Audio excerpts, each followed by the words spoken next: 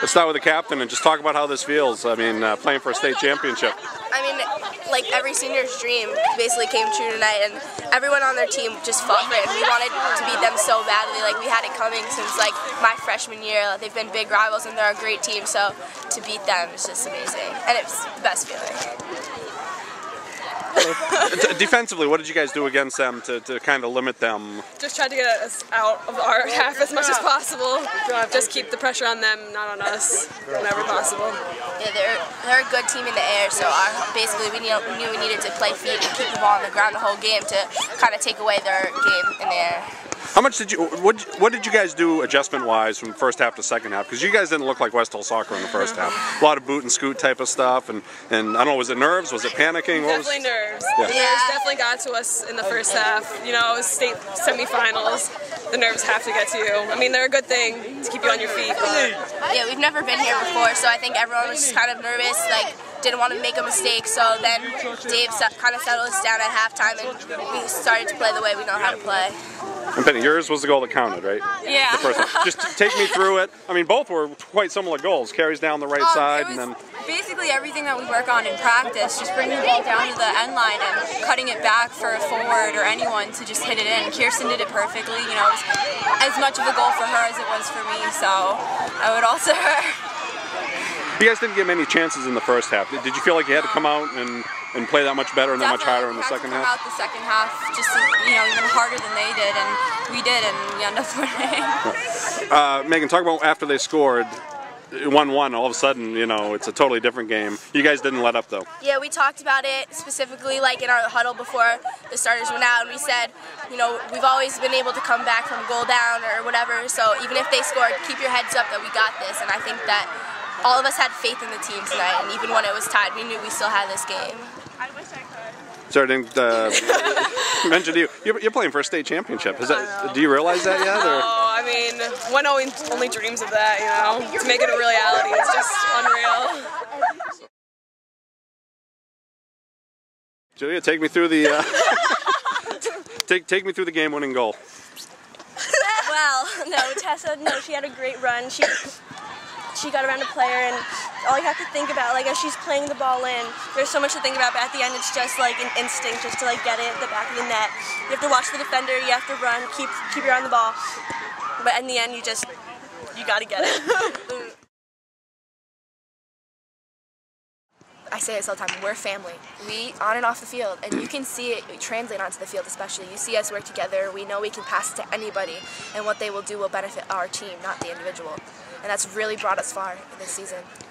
What was said at halftime to kind of turn things around for you guys? Because you really didn't play true Westhill soccer in the first half. A lot of boot and scoot stuff, and in the second half, you were making the runs down the sideline and that type of thing. And just what turned it around for you guys? I think it was the nerves in the first half, actually. Yeah. When you get to a semifinal, you don't play real soccer, you're so nervous, you just want to get that goal and start it off. But, 10 minutes left in the first half, we started to get composure and calm it down and play our game.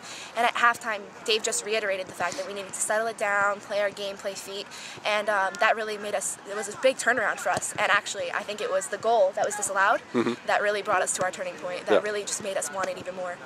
And you assisted Julia's, right? Yeah. The second one. Just take me through it from your point of view. Because both were quite similar goals. Both you and Nicole kind of made the runs down the sideline and then send it to your teammates. So take me through your goal. We've been working on the plays over the defense to the corners over the past 2 practices, and that just was really what I saw happening. And when that ball was bouncing in front of the defender, I just pushed myself to get to it, took that touch, and initially I was going to take the shot. But Julia was in the perfect position. She finishes the ball very well, so I decided to just lay it back, and as soon as I saw her on it, I knew it was going.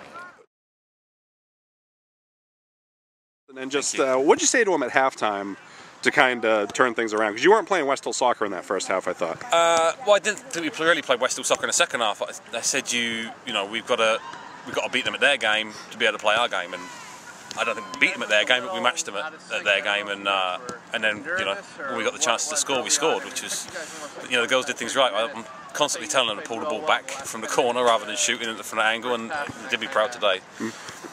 A lot of those sideline runs weren't there in the first half too. How were they there in the second half, or did you just start looking for those a little more? No, it was just the fact that you know, we had more pressure in their half. We found it hard to get hold of the ball in the midfield in the first half. In the second half, you know, I said we've got to match up better in midfield, which meant we could get the ball out wide more, and that's when we could start, you know, going at them a bit.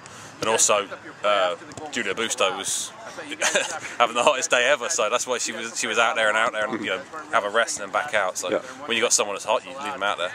And what does she bring to this team, just in terms of, I mean, a sophomore fitting in with all those upperclassmen and stuff, and she's really come on late in the year, hasn't she? Well, she has. She's always been good, but she wasn't sure how I wanted her to play at the start of the season, and then she started to understand that, and you know, when she's on, she's very hard to stop, because I don't think she knows what she's going to do next. So it's, you know, the defender can't work it out, and she's quick, and she's got nice close control, and you know, she's weighed in with a good few goals and a good few assists, and she's definitely had a really good season. And the only thing she could probably complain about would be the amount of game time she's got, because there's a few of our forwards that could definitely say. No, it's true. They scored to make it 1-1. Yeah. And yet you guys didn't.